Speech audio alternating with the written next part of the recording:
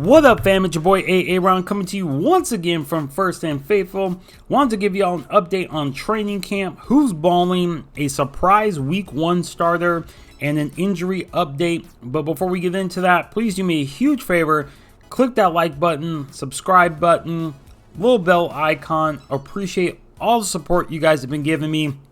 Love interacting with you guys in the comments and on Twitter. It's been really fun. But let's get into some news and notes.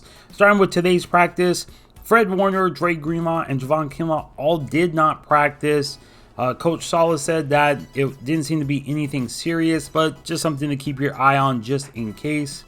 Ben Garland, center, still dealing with that ankle injury, and honestly, he needs to be back sooner rather than later. Brunskill has been taking snaps at center at the practice on Friday. Snapped the ball right over Jimmy's head. You know, he's just not, from all reports, he's just not ready to take on that center role. So they need Garland back ASAP. Ross Dwelly with the foot issue should be back shortly. Shanahan said it was day to day. Juszczyk, unfortunately, hamstring strain. He is week to week. That's not good. Thankfully, no tears as far as they know. So week to week, and just get used to hearing that day to day, week to week with all these injuries. George Kittle left Wednesday's practice with a hamstring strain. Has not practiced since. Coach Shanahan said it wasn't anything major, but he was still feeling tight, and basically until the hamstring is not feeling tight, they will not put him out there for obvious reasons, which obviously is very understandable. Some good news though, Deebo Samuel has been working out on the sideline, is running full speed. So something I didn't think he'd be back in time for week 1, but every day looks more and more like he will be back in time for week 1. So that is great news to see. Some more really good news as far as who's balling out in camp. Jordan Reed is going to be getting more and more reps with the first team offense and has just really balled out. Looks like he did in Washington in his heyday. I am looking forward so much to seeing him and Kittle on the field together in those 2 tight end sets. Shanahan has some some really creative plays drawn up, especially when we get to the red zone. I think you'll really see some great play designs off of play action, those kind of things. And it is kudos to John Lynch for bringing in Jordan Reed. We saw a lot of teams, in the division make plays, make moves to try to stop George Kittle, right? We saw the Cardinals draft Isaiah Simmons, who is seen as that athletic hybrid linebacker who in theory could cover George Kittle. We saw the Seahawks go after Jamal Adams, make that huge trade again for someone who could, help them against George Kittle. So to bring in someone like Jordan Reed, who when healthy is a top 3 tight end, is, great move by Lynch and staff. Who else? Sheldon Thomas. They finally put him on the inside, which is where he should have been from day 1. And they're finally seeing the dividends pay off. He's been balling out in camp. Bunch of would-be sacks of the quarterbacks.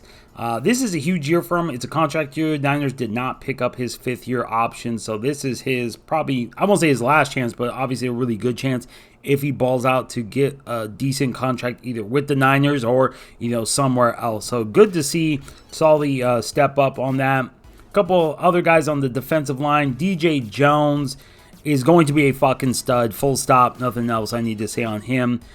Kerry Hyder looking like a really good depth piece on the D-line, paired with Coach Kasarik, who he was with in Detroit when he had his career year, 8 sacks before he tore his ACL. He's looking like a beast again, which is great. The more depth you have on the D-line, the better.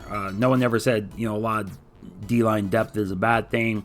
Kevin Givens, defensive tackle, also another great depth piece, making a ton of plays. So just good to see. I think this D-line is going to be even better than it was last season just because of the amount of depth they have. You can give Bosa, you can give Ford, you can give Kim. You have the ability to give those guys much more rest without losing a ton of production. Keep them fresher the whole game, through. We saw it kind of last season and maybe even a little bit in the Super Bowl. They got a little tired at the end. Saw in a couple games as well in the regular season. So to have the ability to give them a little more rest and keep them a little fresher for the end of games, I think will just be that much more critical for this season.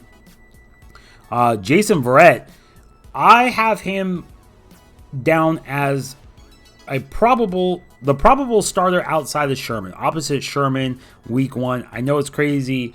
I know, it's crazy to say considering his health injury, but when he is healthy, he is better. All things being equal, he is better than Mosley. He is better than Witherspoon. Full stop. Those are facts. The question has been health. And so far in camp, he has been healthy, has shown that, has shown that form, that Pro Bowl form he had in San Diego. And I just think if he keeps going, there is a very good chance. I think he's going to be the starting cornerback opposite Sherman come week 1. Another guy that you love to see step up, Dante Pettis, making plays in practice again. He's that guy. If he's discovered that dog, that fight in him, he makes this offense that much more dangerous, especially out of the slot. He is such a sweet, smooth route runner. If he has that fight in him, though, he's going to be amazing. The nice thing is we'll get a chance to see exactly what Coach Shanahan thinks about his roster, as the 53-man roster is due this upcoming Saturday. We'll get a chance to see, especially with all the receivers they brought in, how many they keep, how many they put on the practice squad as veterans, etc. But that'll do it for this update. Question of the day, do you think Jason Verrett, if healthy, should be the starting cornerback opposite Richard Sherman? Leave me a comment down below. Tell me who you think should be the starter.